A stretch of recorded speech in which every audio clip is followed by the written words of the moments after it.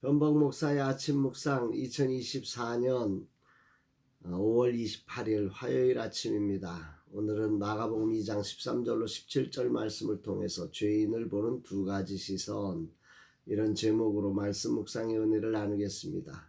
어제 강원도 하천에 있는 교회를 신방했습니다. 늘 부지런함으로 섬기시는 목사님이십니다.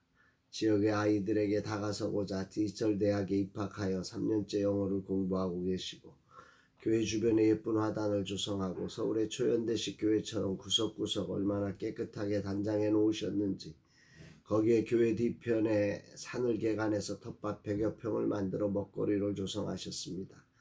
아내의 항암 치료를 위해 병원을 엄청나게 다니시면서 그 모든 일을 다 감당하신 겁니다.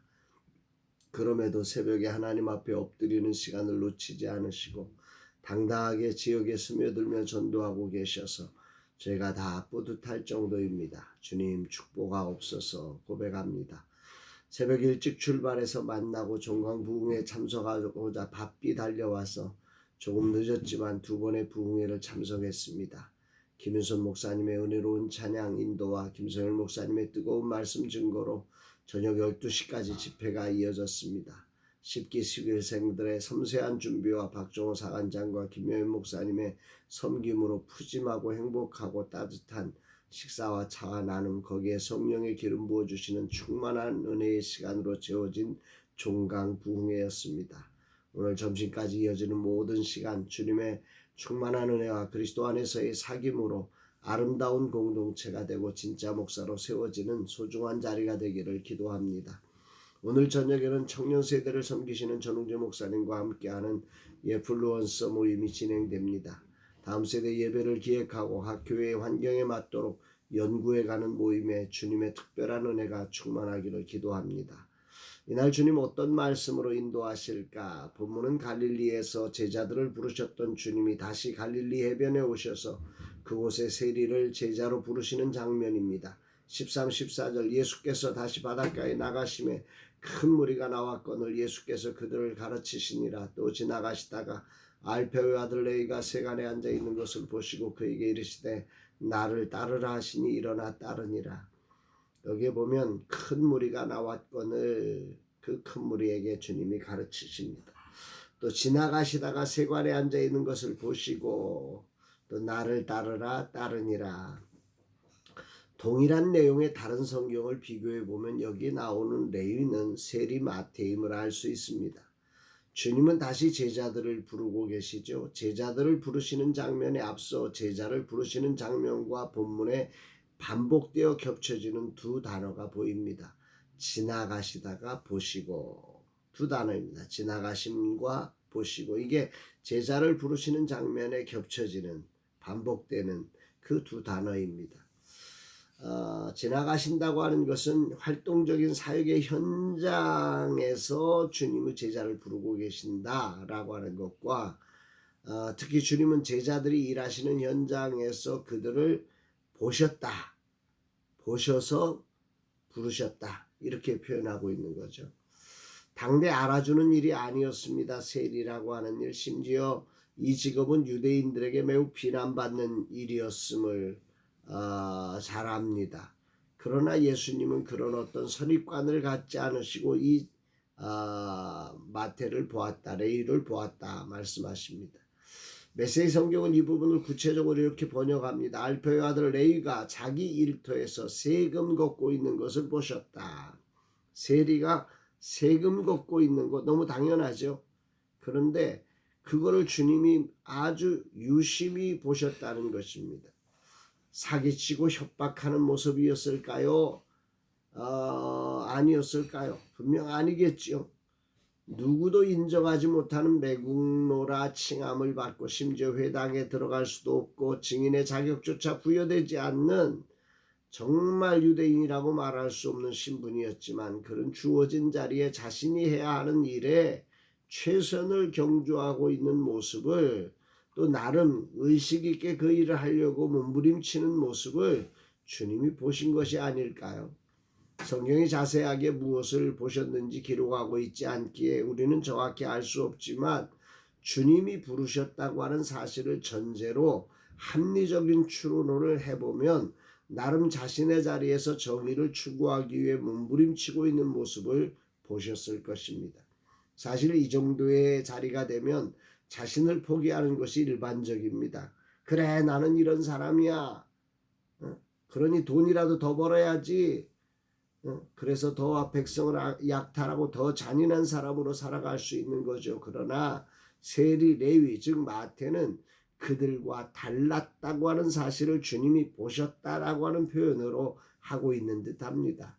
어쩔 수 없이 세리라는 직업을 하고 있지만, 그래서 사람들이 미워하고 유대인으로 당연히 누려야 할 회당에 들어갈 자격도 상실했고, 가족들은 다 유대인에게 미움을 당하는 그런 신세가 되었음에도 불구하고 자신이 해야 되는 일을 나름 바르게 해보려고 묵묵히 그 일을 감당하고 있는 이 레위, 마태를 주님이 보셨다는 거죠. 중심을 보셨다는 거죠. 주님은 오늘도 온 세상을 두루 다니시면서 전심으로 하나님을 향하는 자들을 찾으시며 보시는 분이십니다. 아멘입니다.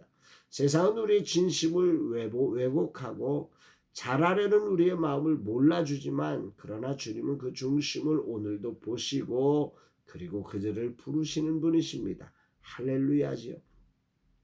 중심을 보시는 주님과 대비되어 눈에 보이는 것만 보는 안타까운 이들이 본문에는 대조되어 있습니다. 15, 16절 그의 집에 앉아 잡수실 때에 많은 세리와 죄인들이 예수와 그의 제자들과 함께 앉았으니 이는 그러한 사람들이 많이 있어서 예수를 따르미러라. 바리새인의 서기관들이 예수께서 죄인 및 세리들과 함께 잡수시는 것을 보고 그의 제자들에게 이르되 어찌하여 세리 및 죄인들과 함께 먹는가?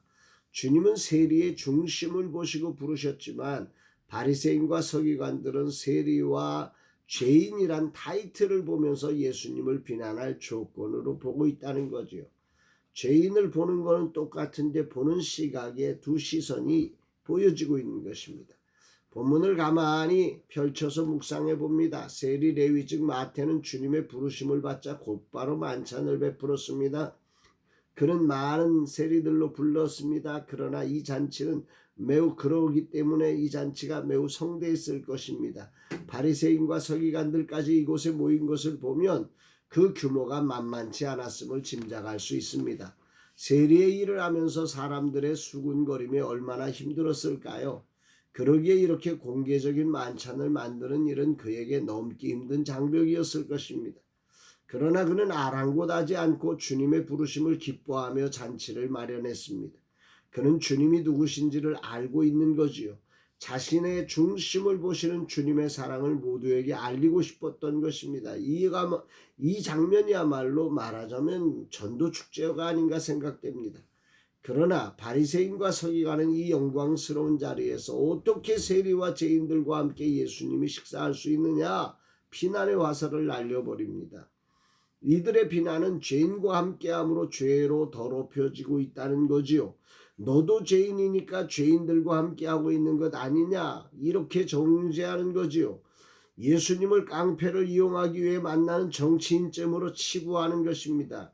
유대인들은 죄에 더럽혀지지 않도록 하는 율법에 매우 신중했지요. 이것은 중요합니다.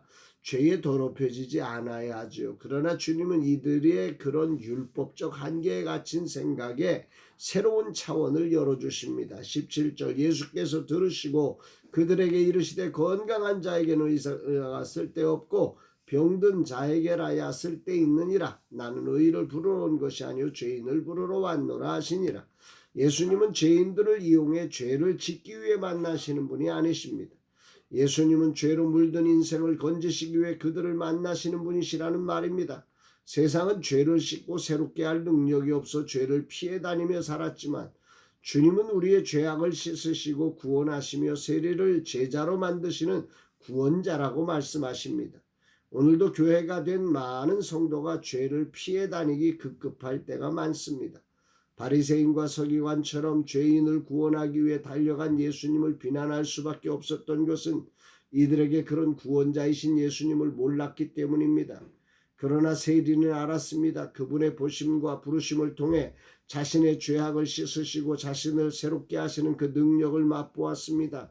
그래서 사람들을 초대해 그분의 씻으심을 드러내고 또 많은 다른 사람들도 그 어떤 것으로도 알 수 없었던 죄 씻음의 은혜를 함께 누리고 싶었던 것입니다. 할렐루야. 오늘 이 아침 주님은 내게 무엇을 말씀하시는가? 주님은 오늘도 제자를 찾으시기 위해 우리 삶의 현장을 보시는 분이십니다. 그분은 환경 탓, 사람 탓, 능력 탓하는 사람을 찾지 아니하시고 도저히 바꿀 수 없는 자리에서라도 몸부림치며 충성됨으로 살아가는 사람을 찾으십니다. 그리고 주님은 죄인들과 함께하며 죄로 더럽혀지는 분이 아니라 죄인들과 함께하며 그들의 죄를 씻어주시는 죄인을 부르시기 위해서 오신 분이십니다. 세상은 끼리끼리 모이는 것을 좋아합니다. 그것이 편하고 안전해 보입니다. 그러나 주님은 오늘 외치십니다. 의사가 건강한 사람에게 필요한 것이 아니라 병든 사람에게 필요한 것처럼 나는 의인을 부르러 온 것이 아니라 죄인을 부르러 왔느라. 라마나의 선교회를 통해 작은 교회를 섬기라고 부름받았습니다.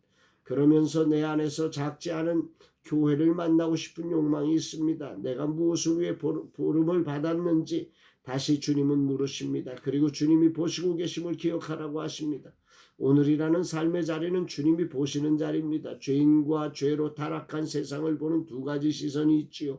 주님은 오늘도 죄인을 구원하여 당신의 뜻을 맡기실 제자를 찾고 계십니다. 바로 현장에서 말입니다. 생각만 있는 사람이 아니라 부조리한 세상, 불편한 세상, 만족스럽지 못한 현실이지만 최선을 경주하며 몸부림치는 사람을 보십니다.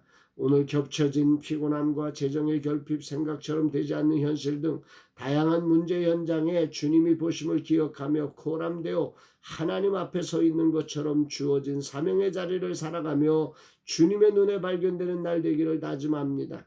주님, 저의 이 하루 세상이 보여지는 것이 전부가 아니라 주님이 보시고 계심을 기억하게 하소서. 죄와 사단의 밀려움에 두려워 떨지 않게 하시고 당당히 죄를 도말하며 죄인을 구원하는 자로 작은 교회를 만날 수 있게 하소서. 오늘도 저의 힘으로는 할 수 없지만 나의 주님은 죄인을 부르러 오신 분이심을 선포합니다. 죄인을 정죄하는 세상이 되지 않게 하시고 죄인을 구원하신 주님의 제자로 서게 하옵소서. 고백합니다. 사랑하는 여러분, 여러분들에게 오늘 정말 죄인을 보는 두 가지 시선 속에 여러분은 어떤 사람입니까?